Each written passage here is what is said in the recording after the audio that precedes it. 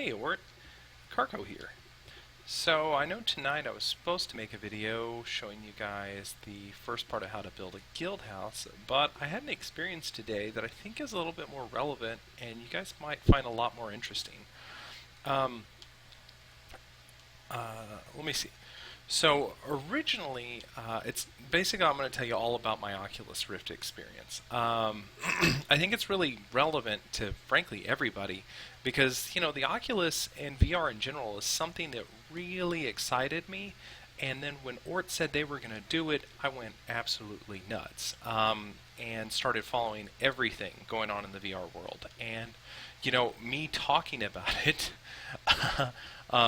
Several months back, I think around the time of the first vote, I want to say, at work or shortly there before is what triggered one of my coworkers to actually go out and buy an Oculus Rift Dev Kit 2 to order one. And, I don't know if you know anything about it, but the pre-orders take like 3 months. You have to wait for them to actually manufacture the thing and ship it to you. It's not like they just have it ready and off the shelf it comes and they send it to you in a week or two on Amazon. It doesn't work like that. And if you look on eBay, that's why you see they're outrageously expensive for resale because that wait time is so long. But anyways, I explained it to him, and told him this is going to be basically the future of gaming, and as a PC gamer, it really doesn't get any cooler than that. So he decided to buy one. And we waited and waited and waited. It was supposed to come in October or September, or I want to say something like that.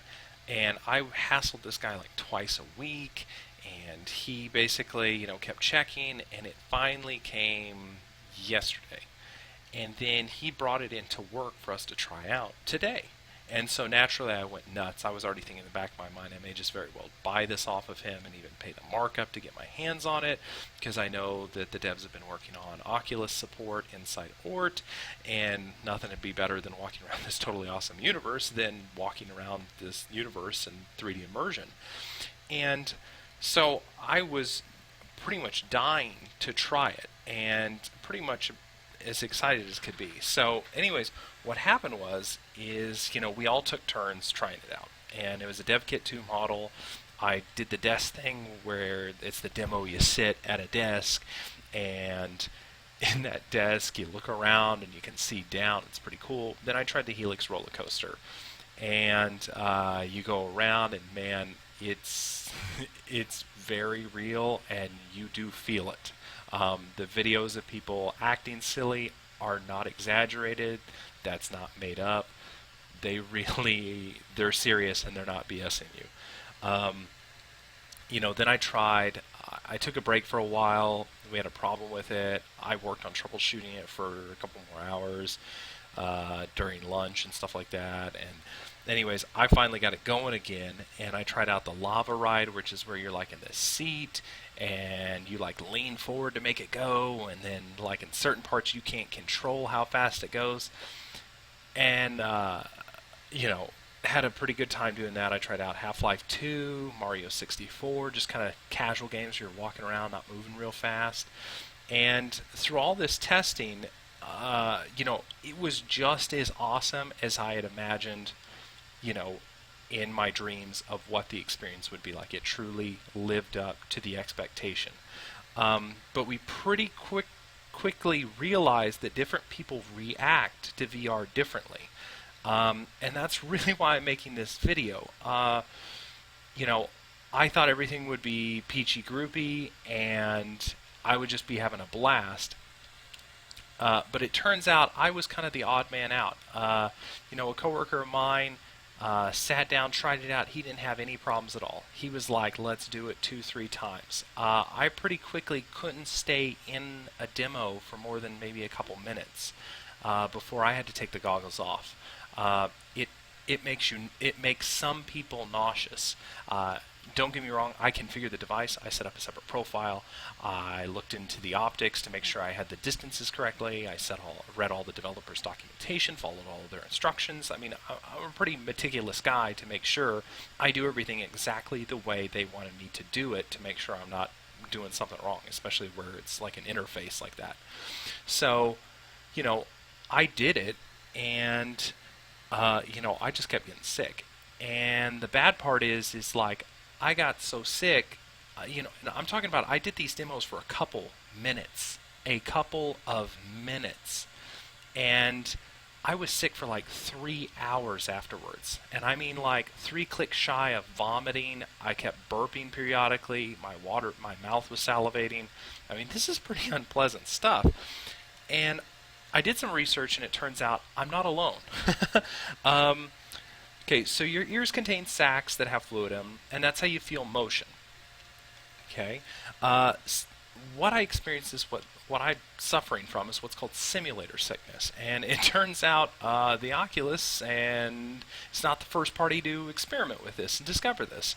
The military has a lot of experience with this and did research on it, and that's kind of where Lucky and most of Oculus has been working from as their reference point as kind of the military's research on the subject and NASA.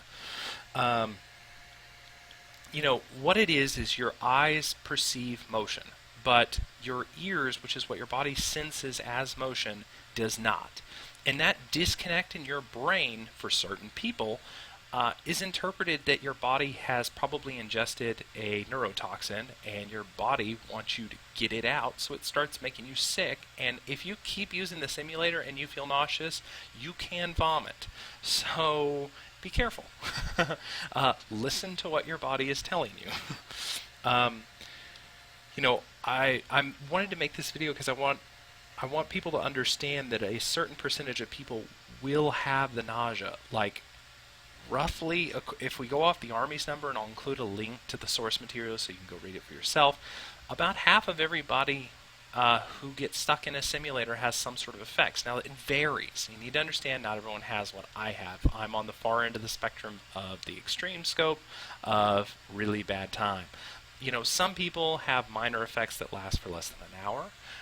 Some people have more severe effects that last for a couple hours, and more people have worse things that can last quite a while, like upwards of a day, unfortunately, after having been inside an environment. So, but what's relevant is, what are the odds that person will be you? Is the real question, right? And so there's kind of a 50% chance that you're going to be perfectly fine. You're going to love it. You're going to be like Kevin at my work, who is like, yeah, send me on that ride again and again. He was doing the jumps and the high-speed rides over and over, flipping, twirling, nothing. No problems whatsoever. But there's a 50% chance, you may not walk away. And, I think a lot of people have the vision I had in their mind where they put the goggles on and, you achieve nirvana. And for some people that will be the case, but for some people it's not going to be. And so you need to kind of be prepared for that and understand that's a possible outcome and kind of be prepared for that. The Oculus devs, it turns out, in doing my research, are quite open about this problem. This isn't a mystery. It's not really hidden. Had I been a more, diligent consumer, I would have spotted this. But, I was so high on hype, I didn't care what anybody said. I was going to try it for myself. And, I just kind of had a bad experience with it. There's also a pretty big difference between the Dev Kit 1 and 2. Part of the reason this device is not available for the public is they really haven't solved or reasonably gotten the problem of simulator sickness under control. And that's part of the reason they haven't actually made it publicly available. I finally get that now. Each time they come out with a new prototype for the Dev Kit, they're refining this and making it better through kind of technological means. It has to do with the display, the type of display they're using. So it may be in the end that the effects are very minimal or hardly even noticeable. There's actually a very large difference between the Dev Kit 1 and the Dev Kit 2. So any of you bargain shoppers out there, beware. That that may come back to bite you. Let's see. What else? And it appears, the good news is, okay, so let's say you're dead set on using VR, okay? The good news is the body of known knowledge about the subject points to the idea that it is possible to build up a tolerance and essentially desensitize your body to the experience over time by using small incremental doses of exposure to the environment over and over and over again. That's good news if you're really hell-bent on it. The CEO of Oculus suffers from the same problem I do, where they just can't handle it, and they've been trying to use the desensitizing routine to try and make it more bearable for them. This is Fuchs, by the way. This is a very pretty world. Sorry, side tangent. Downside of that, of course, means that the way you desensitize yourself to it is by making yourself essentially sick over and over and over again, which kind of precludes me from doing it. To be quite precise, I had to lay on the floor on my back and was completely worthless for about the next 2 hours. Third hour, I still felt minor effects, and was coming to, but by hour 3, I was finally better. But that's the reality of it. There's still some work to be done. These guys are pioneering a new technology, a new form of interface. There's going to be some bugs they got to iron out. So, if you're one of the lucky few, maybe you can be jumping across slides and slingshotting through trees. But for me, turning my head, even inside the environment, started to generate the nausea. So anyways, I just wanted to kind of sum it up and say, the conclusion is, try it before you can buy it. Don't sink the money into it if you do not have to. Try and find somebody that has. Go see a demo and put it on. If you have the problem like I do, you'll know within minutes that something's wrong when they start putting you through any kind of motion. You'll feel it, and you'll start to become nauseated. If you can't get your hands on one before you decide to buy it, save all the packaging, all the material when you get it, okay? Plan like you might need to resell it because you don't know. And luckily for you, the resale market on this device could not be any hotter. I mean, if you get one, you're going to double your money easy. They're going for $700 on eBay right now. You can just spit it back out, buy it now, boom, it's gone, you're done. So that's pretty good. So overall, just wanted to kind of give you guys the heads up and let you know a little bit about it.